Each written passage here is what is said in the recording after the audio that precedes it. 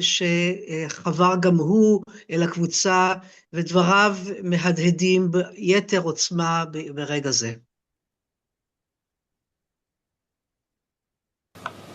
זיכרונות המלחמה, מלחמת העולם השנייה, הזיכרונות, אני מקווה שזה לא יפתיע אתכם. הזיכרונות האלה קשורים אצלי בהרבה אהבה. אין סוף אהבה.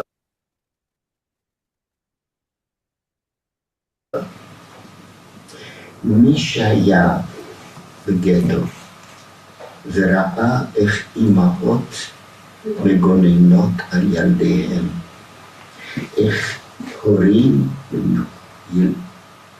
אמהות לא אוכלות ורק מאכילות, איזו אהבה אינסופית. כמובן הכל זה היה קטסטרופלי, הכל היה מוות, אבל בתוך זה היה המון אהבה. איך נערים ליוו את הוריהם כדי לא להשאיר אותם לבד, והגנו עליהם עד לרגע האחרון. כשאני שואל את עצמי מאין נובעים הכוחות לכתוב, זה לא מתוך מראות הזוועה, אלא מתוך מראות האהבה שלו, והם היו שם בכל מקום.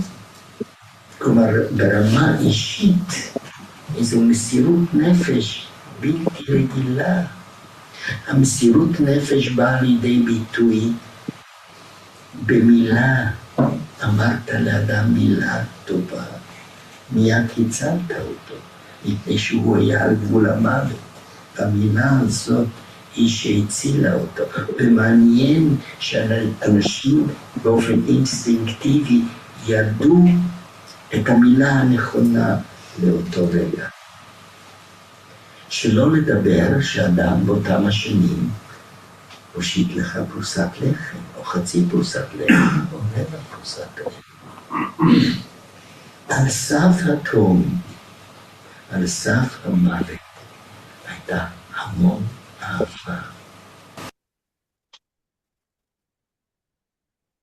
תמיד הדברים של אהרון אפלפלד ודמותו מרגשים אותי מאוד.